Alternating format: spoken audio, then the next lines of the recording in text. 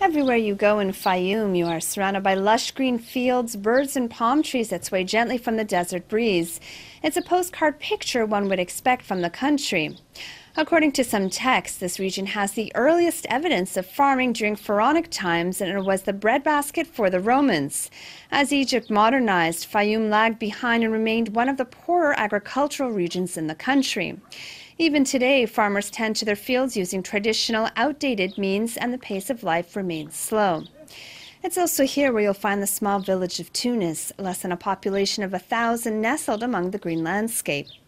The village itself began to grow after a group of like-minded artists came to establish a kind of utopia away from the chaos of Cairo. Paradise. We want to build a paradise. We want to respect the nature. We start to build using material from the environment. That's Mohammed Abla, one of the founders of this community. He's also an artist, painter, printmaker, and sculptor. We start even to think about sun energy. That was our hope in that time that we are. And we spent the first 10 years doing such acts. That was our dream, to respect the nature, to tell about it and how beautiful it is, and to invite people to really to enjoy. And that was our aim. We didn't even want to change the society here. We want only to be examples. Eveline Porret, a Swiss lady, also came with her knowledge of pottery, which over the years has turned the village into an open workshop. Mohammed says they decided to stay in Tunis for one reason. Because it was beautiful. For me, because of the sunrise. I came one night and I slept here. I was visiting Eveline, and I got up in the morning. It was the most beautiful sunrise I have ever seen. So I said, I'm here. I'm not moving. It was all, nothing else. I didn't think of working here or doing nothing. It was beautiful. And I said, it's nice here to stay. Just a 2 hours drive south of Cairo, away from the Nile, one comes across a governorate of Fayoum, an oasis in the middle of the desert. The life of this oasis comes from the shores of the ancient saltwater Lake Qarun, or Moeris in ancient Greek. Today, the shores are covered with litter and shells, but those baking in the heat defy all to swim in its cooling waters. Known now as an artist community, pottery remains the main industry in Tunis among the locals and tourists. People here, they like to live in peace, and they know living in peace and being such example, they benefit from it. So people come, tourists come, so the village is welcoming, so they try to keep this. And this establishment of art has created an oasis within an oasis. I'm here since 30 years. It started, the last maybe 15, 20 years to attract people. But first when I came here, there was no electricity, no water, nothing. So we built it. We built this image. When we came here, we were a small group of writers, artists. Eveline, she was making pottery, and we create this image, and we start to invite friends and so on, and we want to prove something through this, that art and culture can change society.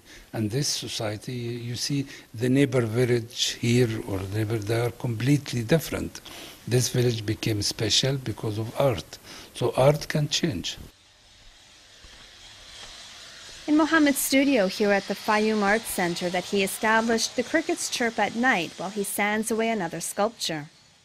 Nearby, Joseph Bull, a visiting artist from England, has been working over the past 6 weeks to develop a technique of pottery that he says Egypt lost many years ago.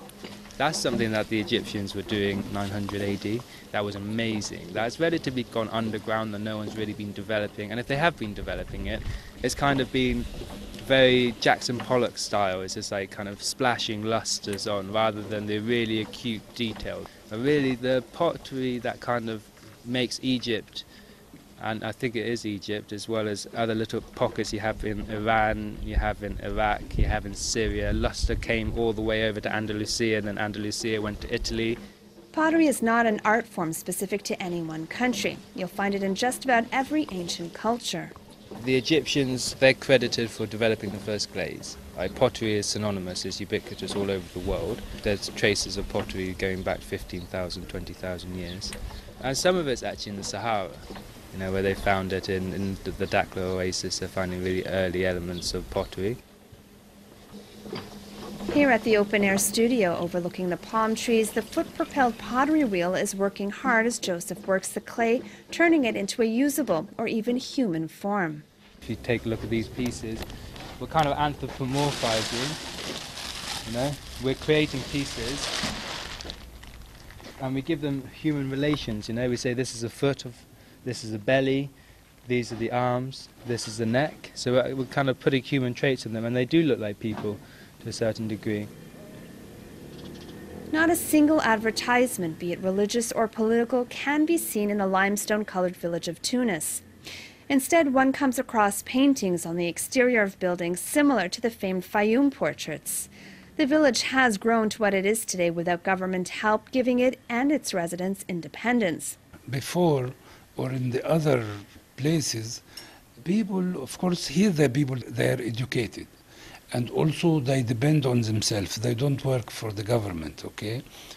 We don't have very few from this village who work for the government. They are all, they work for themselves. So they didn't need to show something. They don't need to lie. They don't need to do things what they don't want. So that they don't mix with all these stories. So they work, they create art, and that's enough for them. يا ولا احنا بنسجل مش عاوزين صوت ولا حمو. Off the main street is the workshop of Abd Sattar. He learned pottery as a child from Ebeline and now has his own place where students come to him to learn. While crouched in a corner of his studio, he talks about the students of today. I have to tell them 100 times so they understand. They don't get it for the first time. We were good with Madame Eveline, not like the students of today. You have to be hard with them so they understand and learn. He explains how the revival of pottery in his village saved it from the fate found in nearby places. I want to tell you something. Pottery brought us tourism, and tourism helped us to travel abroad, and then we got culture from abroad, and we started to clean the village and to develop the village. And this oasis of art is also a retreat from the often unstable political situation of the country. Working in pottery, Joseph notes a relationship between creating an item as simple as a goblet and of self-reflection. It doesn't matter what you're drinking, if you're drinking water or if you're drinking wine from it, you have your own reflection in what you're drinking. So then you become so acutely aware of, one, that you're consuming, two, that you catch yourself. So there's an element of self-awareness, yeah? And that's what we want. But Mohammed says there has to be room sometimes for letting go of that reflection in art, especially if it's political. Art it doesn't mean always it has to do with politics, okay? It can carry ideas, but actually our society now, no space for ideas, no space for political ideas.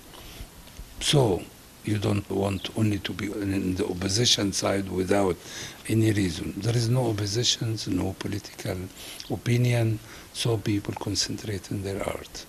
But now there is no space for that. There is no space because we have to wait, no space because it's not the right time, and no space because we are... Yeah, it is a difficult situation if you start to think or if you want to express your ideas. It is very difficult. And it's very difficult because there is no community for that.